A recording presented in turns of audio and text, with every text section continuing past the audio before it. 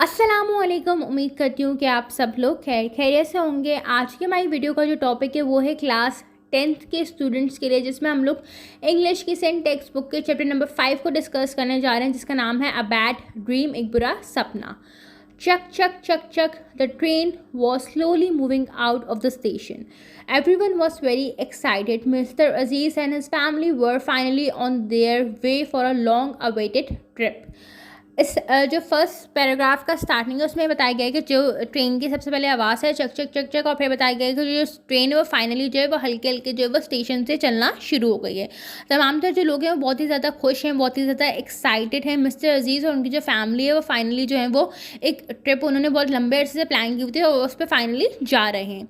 They had planned and waited for this holiday for nearly 3 months। उन्होंने जो ये vacation plan की थी अपनी, उसके लिए वो 3 महीने से जो है वो इंतज़ार कर रहे थे। They were very happy as Mr. Aziz's brother, Mr. Kareem and his family had also decided to accompany them।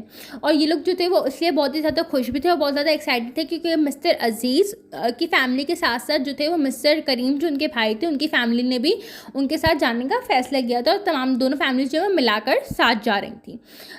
The two families got along very well together. They often went on picnics together, but this was the first time that they had decided to spend 10 days together.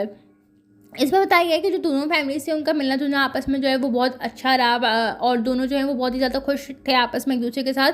और वो लोग जो थे वो पहले भी एक दूसरे के साथ काफ़ी सारी पिकनिक्स पर जो थे वो गए हुए थे, लेकिन ये पहली दफ़ा था कि वो दोनों फैमिलीज़ की जो जितने भी अफराद थे वो तमाम तो लोग एक साथ 10 दिन के लिए किसी ट्रिप पर जा रहे थे। Everyone was in a good mood, और तमाम तो लोग जो थे वो एक बहुत अच्छे मूड में थे। They had booked a whole compartment in the train. उन्होंने पूरा जो एक कंपार्टमेंट होता है उसको बुक किया हुआ था, which had an attach bathroom, जिसमें एक अटैच बाथरूम भी आपको साथ में मिलता है। The elders were talking about the village that they had planned to visit। और जो बड़े थे उस ट्रिप पे वो जो थे वो उस विलेज के बारे में बातें कर रहे थे जो उन्होंने प्लान किया था कि वो उसको विजिट करेंगे। The children were playing cards and joking and teasing each other। और जो बच्चे थे उस फैमिलीज़ के वो जो थे वो कार्ड्स खेल रहे थे, एक दूसरे का मजाक उड़ा रहे थे, एक दूसरे को तंग करने में मसरूफ़ थे। Mr Karim asked his brother what kind of house he had booked and whether it was near the station. Mister Karim ने जो है वो अपने भाई मिस्टर अजीज़ से पूछा कि तुमने किस किस्म का जो है वो घर जो है वो बुक किया है और क्या वो नियर की स्टेशन है, मतलब करीब है स्टेशन से कि नहीं। Mister Aziz said that the house was far from the station and was situated near the fields। Mister Aziz ने कहा कि जो हाउस है, जो घर है, वो स्टेशन से जो है वो दूर है और वो जो है ना घर जो है वो फील्ड यानी खेत और इन सब चीज़ों के करीब करीब है। To enable them to truly appreciate and enjoy village life, ताकि वो उन्होंने इसलिए किया ताकि जो है वो अपनी जो विलेज की जो ज़िंदगी होती है, जो एक सादगी होती है, जो एक सुकून होता है, वो उसको कम्प्लीटली जो है वो इन्जॉय कर सके। They would have to hire a van to get to the house. उन्होंने जो एक वैन भी हायर किया है ताकि वो उस जगह तक पहुंच सकें जहाँ पे घर मौजूद है। The journey pass very comfortably, और जो जर्नी थी वो काफ़ी सुकून से थी वो गुजर गई। In the morning they reach पत्नी, और सुबह जो थे वो एक मुकाम पे पहुंचे जिसका नाम था पत्नी। Everyone was very excited as they got off the train, और तमाम जो लोग थे बहुत ही ज़्यादा एक्साइटेड थे कि वो ट्रेन से उतर चुके थे। The station was small and dusty. जो स्टेशन था जहाँ पे उनकी ट्रेन जाके रुकी थी वो छोटा सा था और बहुत ही थोड़ा मिट्टी मिट्टी हुआ था। There were only one porter at the station who helped them unload their luggage। और वहाँ पे जो था वो सिर्फ एक ही आप पोर्टर मतलब कूली समझ सकते हैं जो उनका सामान जो था वो उतारने में उनकी मदद करता ट्रेन से। He asked them where they wanted to go। When Mr. Aziz told him, he looked at him in a strange manner। Are you sure, sir? He asked। Yes, said Mr. Aziz। उस coolie ने जो था वो mister अजीज़ से पूछा कि आप लोग जो है वो कहाँ जाना चाहते हैं, तो मिस्टर अजीज़ ने उसको बताया कि हम जो है वो यहाँ पे जा रहे हैं। तो उस कूली ने मिस्टर अजीज़ को जो है वो बड़े ही अजीब से अंदाज में देखा, बड़े स्ट्रेंज मैनर में उनको देखा और उसने पूछा आर यू श्योर सर, कि आपको वाकई यकीन है कि आपको यहाँ पर जाना चाहिए। तो उन्होंने कहा हाँ हमें पता है, येस मुझे पूरा यकीन है कि हमें यहाँ पर जाना चाहिए। The porter took them outside. He looked around and found a van driver. Porter जो था, जो कूली था उनका, उसने जो है वो बाहर निकल के स्टेशन से देखा, उनको वहाँ तक लेके गया और उसने जो है वो आसपास देखा, तो उसने जो वैन का ड्राइवर था उसको फाउंड कर लिया, उसको ढूंढ लिया। He told him where these people wanted to go. उसने बताया कि जो तमाम तर लोग हैं कहाँ जाना चाहते हैं उस वैन ड्राइवर को। The van driver had a strange frightened look on his face. Are you sure sir? और वैन ड्राइवर ने भी बड़ी ही अजीब से अंदाज में, पहले अजीब से अंदाज में देखा, फिर थोड़ा सा डरा हुआ भी था। उसने कहा क्या वाकई सर वहाँ जाना चाहते हैं? तो उसने कहा ही आस, उस वैन ड्राइवर ने पूछा। Mister Aziz could not understand why everyone was asking this as the porter had also asked the same question. Mister Aziz जो थे वो थोड़ा सा कन्फ्यूज हो गए क्योंकि उनकी बात समझ ही नहीं आ रही थी कि आखिर पोर्टर ने पहले ही सवाल पूछा और अब ये वैन ड्राइवर भी बिल्कुल सेम ही सवाल पूछ रहा है। He failed to work out what was bothering these people. और उनको ये बात समझ नहीं आ रही थी कि आखिर इन लोगों को मसला क्या हो रहा है। Anyway they put their luggage in the van and they also got in. फिलहाल फिर उन्होंने इन सब चीज़ों को छोड़ा और अपना लगेज जो था वो सामान, अपना जो लगेज थे उसको वैन के अंदर लोड किया और वो खुद भी उस वैन के अंदर बैठ गए। On the way, Mr. Aziz told the driver that they had rented the house for 10 days. जब वो रास्ते में थे वैन ड्राइवर के साथ जा रहे थे तो मिस्टर अजीज ने ड्राइवर से कहा कि मैंने जो है वो वहाँ पे एक घर भी रेंट किया हुआ है 10 दिनों के लिए। The driver told him that the people of that area believe that the house was haunted. तो ड्राइवर ने उनको ये बात बताई कि जो वो वहाँ के लोग हैं, उस एरिया के लोग हैं, वो ये बात समझते हैं कि वो जो घर जो आपने रेंट पर लिया है वो हॉन्टेड है, मीन्स कि वहाँ पे कोई अजीब सी चीज़ें रहती हैं और बलाएँ रहती हैं, इस तरीके से। Mister Aziz laughed and said that he did not believe in such story. Mister Aziz बड़े ही अजीब से अंदाज में असर इनका कि मैं इन कहानियों पे जो है ना मैं यकीन नहीं करता। When they reached the house, they quickly unloaded their baggage, paid the driver and went in। और जैसे ही वो घर के पास पहुँचे, तो जैसे ही वो लोग घर पे पहुंचे तो उन्होंने जितना भी अपना सामान था उसको जो था वो उतारा वैन से और ड्राइवर को जो थे उसके पैसे दे दिया और अंदर चले गए। They did not find anything strange about the horse about the house. और उनको कुछ भी अजीब सा नहीं लगा उस घर के बारे में। In fact they like it as it was big and airy which a nice view of the field and the village. और उनको जो था इनफैक्ट ये चीज़ बड़ी अच्छी लगी कि घर जो है वो काफ़ी खुशादा है, काफ़ी बड़ा सा, काफ़ी हवादार है और इधर से जो है वो तमाम तर जो खेत का जो नज़ारा है वो तमाम तर अच्छी तरीके से दिख रहा है और वो विलेज भी, गाँव भी। There were 3 bedrooms in it. Mr. and Mrs. Aziz took 1 room. वहाँ पे जो थे उस घर के अंदर 3 कमरे थे, उसमें से मिस्टर एंड मिसेस अजीज़ ने एक कमरा ले लिया, Mr and Mrs Karim took the other. और जो दूसरा कमरा था वो मिस्टर एंड मिसेस करीम ने ले लिया, जो तीसरा कमरा जो था वो बच्चों ने ले लिया। And the children took the 3rd room. और बच्चों ने तीसरा कमरा ले लिया। Which was the biggest room of all, जो सबसे बड़ा रूम था उस घर का। They unpacked their belongings and after a light lunch they went out and look around the garden. और उन्हें अपना जो था जितने भी सामान था उसको अनपैक किया और उन्होंने जो था हल्का फुल्का जो था वो लंच किया, खाया पिया और फिर वो जो थे वो बाहर निकल गए गार्डन देखने के लिए। In the evening, they had an early dinner and everyone went to bed as they were all very tired। और उन्होंने जो था फिर उसके बाद जो था वो शाम में बड़ी जल्दी जो है वो खाना खा लिया और तमाम तर जो लोग हैं वो सोने के लिए चले गए क्योंकि वो तमाम तर लोग जो थे वो सफ़र की वजह से बहुत ज़्यादा थके हुए थे। तो next morning everyone got up earlier. और अगले जो सुबह हुई तो तमाम जो लोग थे वो जल्दी उठ गए। After breakfast they went out into the fields. और नाश्ता करने के फ़ौरन ही बाद और तमाम जो लोग जो थे वो फील्ड्स की तरफ निकल गए।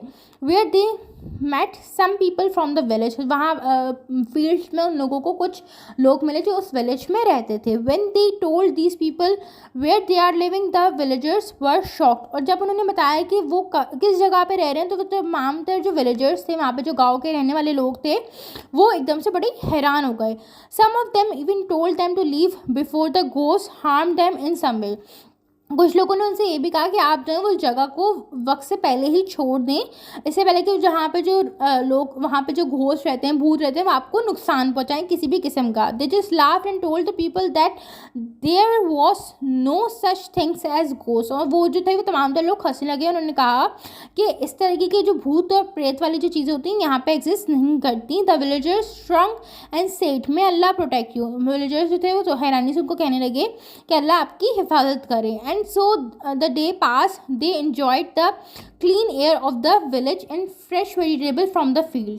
और जैसे ही दिन जो था वो गुजरा तो उन्होंने बड़ा ही इन्जॉय किया, क्योंकि जब आपका रूटीन चेंज होता है, आप शहर की ज़िंदगी गुजार रहे होते हो और आप एक इस तरीके की ज़िंदगी में जाते हो जो गाँव देहात की होती है, तो काफ़ी स्लो ज़िंदगी होती है। वहाँ पे हवा ताज़ी होती है, वहाँ का इन्वायरमेंट बहुत अच्छा होता है, तो इंसान की जो नेचर है उसको ये बहुत पसंद आता है कि बहुत सुकून होता है, कोई शोर शराबा नहीं होता, कोई एक्स्ट्रा टेंशन नहीं होती, परेशानियाँ नहीं होती। तो उन्होंने जो था वहाँ पे वो क्लीन एयरली विलेज की उनको ताज़ा हवा महसूस हुई, अच्छी लगी उनको बहुत। उन्होंने जो थे वो फ्रेश होकर खेत वहीं पर थे, तो तमाम तर जो थे उन्होंने फ्रेश वेजिटेबल्स भी ली खेत से। They all felt relax and did not want to go back. और तमाम तो लोग जो थे बड़े ही अपने आप को रिलैक्स फील करते हो, वो लोग वापसी जाना नहीं चाहते थे। Week pass and then strange things started to happen. और एक हफ्ता गुजरा और अजीब अजीब सी चीज़ें उनके साथ होना शुरू हो गई। On the 7th night Mr Karim was sleeping very peacefully. जब 7वां दिन था उनकी ट्रिप का, तो मिस्टर करीम जो थे वो बड़े ही आराम से पुरसुकून होकर सो रहे थे। Suddenly he felt that someone was pulling his blanket. उनको एक अजीब सा एकदम से एहसास हुआ कि कोई इंसान उनका जो है वो ब्लैंकेट खींच रहा है। He thought it was a cat. उनको सबसे पहले लगा कि शायद कोई बिल्ली होगी। So he pulled his blanket up and started to sleep. तो उन्होंने उस ब्लैंकेट को अपनी वापसी खींचा और सोने की कोशिश करना शुरू कर दिया। Again the same thing happen. और फिर वापसी दोबारा वैसी ही चीज़ हुई। This time he pulled the blanket up and held it tightly under his head and feet. और उन्होंने क्या किया, इस दफ़ा कि अपना जो ब्लैंकेट जब खींचा तो उन्होंने उसको अपने पैरों के नीचे, अपने सर के नीचे टाइटली दबा लिया। When he did this someone started pulling his bed. और जैसे उन्होंने किया तो उनको ऐसा महसूस हुआ कि कोई उनका जो था वो बेड जो है वो खींचना शुरू हो गया। Now he begin to be afraid and could not understand what was happening. अब ये वक्त ऐसा था कि उनको जो था वो थोड़ा सा डर लगना शुरू हो गया। उनको समझ नहीं आ रहा कि आखिर ऐसा हो क्यों रहा है। After a while everyone was normal but he could not sleep the whole night. कुछ देर के बाद जो था वो सामान तो जो चीज़ें थी बिल्कुल नॉर्मल हो गई, लेकिन उस रात वो पूरी रात जो थे वो सो नहीं सके। The next morning he told the whole story to his brother and his wife. अगली मॉर्निंग जो थी, अगली सुबह जो थी, मिस्टर करीम जो थे उन्होंने पूरी जो कहानी थी वो मिस्टर अजीज़ यानी अपने भाई और उनकी मिसेस को सुनाई। But nobody believe him. मगर किसी ने भी उनकी बात का यकीन नहीं किया। They said it was nothing. उन्होंने सबने कहा कि ऐसा कुछ भी नहीं है। He was just trying to fool them. कि मिस्टर करीम जो है वो सिर्फ उनको जो है वो तमाम तो लोगों को डराना चाह रहे हैं, पागल बनाना चाह रहे हैं। He tried to convince them but they just laughed it off. उन्होंने जो था मिस्टर करीम ने कोशिश की कि उनको अपनी बात से कन्विंस कर सकें कि मेरे साथ वाकई में ऐसा हुआ है, लेकिन तमाम तो लोगों ने जो था वो हंसना शुरू कर दिया। उनकी बात पे किसी ने भी यकीन नहीं किया। In the evening they all decided to go for a walk in the fields where people were working. शाम में सब लोगों ने डिसाइड किया, तय किया कि हम लोग जो है वो खेतों में जाएंगे जहाँ पे तमाम तो लोग जो है वो काम कर रहे हैं। The children enjoyed the cool bridge of the evening. और जो बच्चे थे उनको बड़ी शाम की जो ठंडी ठंडी हवा थी बड़ी अच्छी लग रही थी। They all had fresh cucumbers washed in cold water. उन्होंने जो था वो फ्रेश क्यूकम्बर्स, ताज़ी ताज़ी जो खीरा होता है आपके पास, उसको वॉश करा कोल्ड वाटर से, उसको खाया। On their return to the house, जब वो घर की तरफ वापसी आ रहे थे, Mr Karim said that he did not want to go back yet. तो उन्होंने कहा मिस्टर करीम ने कि मैं वापसी जाना जो है वो अभी नहीं चाहता। He wanted to go for a long walk. कि वो जो है वो एक लंबी वॉक पे जाना चाहते हैं। So everyone went back while Mr Karim went for a walk. तो तमाम तो जो लोग थे वो वापसी अपने घर की तरफ जो था, जो उन्होंने हाउस रेंट किया था वहाँ की तरफ लौट गए और मिस्टर करीम जो थे वो वॉक पे निकल गए। While he was walking, Mr. Kareem was thinking about the incident of the previous night. जब मिस्टर करीम जो थे वो वॉक कर रहे थे तो मिस्टर करीम जो थे वो पिछली रात का जो उनके साथ हादसा हुआ उसके बारे में सोच रहे थे। He was deep in thoughts when he felt someone walking behind him. वो बड़ी गहरी सोचों में खोए हुए थे कि उनको महसूस हुआ कि कोई इनके पीछे चल रहा है। He looked back but did not see anyone. उन्होंने पीछे मुड़ के देखा लेकिन उनको कोई भी नजर नहीं आया। It was getting dark और वहाँ पे जो था वो काफ़ी ज़्यादा अंधेरा होने लगा था। Mister Karim had a strange feeling. Mister Karim को जो है ना बड़ी अजीब सी बेचैनी होना शुरू हो गई। He quickly moved to the other side and start walking back towards the house. और उन्होंने क्या किया कि वो पीछे मुड़े और उन्होंने जो है वो घर की डायरेक्शन में जो है वो चलना शुरू कर दिया जहाँ पे उनका घर लोकेट कर रहा था। But then a strange thing happen. मगर फिर उनके साथ एक बड़ी ही अजीब सी चीज़ हुई। The head jump and block his way. उनके साथ जो पीछे उनके जो चीज़ उनके पीछे चल रही थी वो एकदम से उनके सामने आ गई और उन्होंने उसका रास्ता रोक लिया। He quickly change his route again and went to the other side. उन्होंने फिर से अपना जो था वो रास्ता बदला और दोबारा से जो है उन्होंने वो चलना शुरू कर दिया। But the had jump on the other side, मगर फिर वो जो चीज़ थी वो वापसी जिस तरफ वो चलना शुरू हुआ वो उसी तरफ मुड़ गई।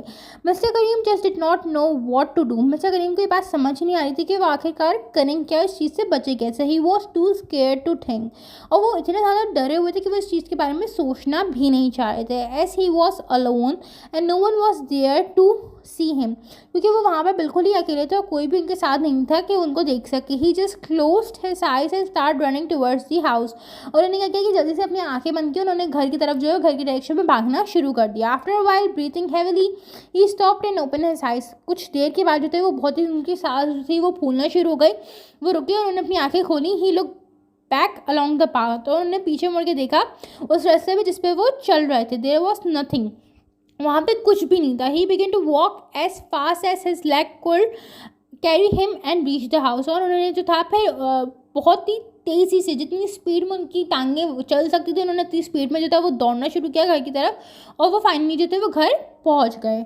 One aside he quickly shut the door, जैसे ही अंदर पहुंचे उन्होंने जो है दरवाजा जो था वो जल्दी से बंद कर दिया। He leaned against the close door for a while to catch his breath and then slowly went inside where the rest of the family were relaxing and chatting. फिर उन्होंने क्या किया कि जल्दी ही दरवाज़ा बंद किया, तो उन्होंने थोड़ी देर सांस ली, क्योंकि वो भाग भाग के आ रहे थे, तो उनकी जो सांस जो थी वो बहुत ज़्यादा फूली हुई थी। और फिर उन्होंने जो था जब उनकी सांस थोड़ी सी नॉर्मल हुई तो वो वहाँ पे गए जहाँ पे उनकी बाकी तमाम जो फैमिली थी वो बैठी हुई थी, रिलैक्स कर रही थी, बातें कर रही थी आपस में, हैविंग टी एंड बिस्किट, और वहाँ चाय पी रहे थे और बिस्किट्स खा रहे थे।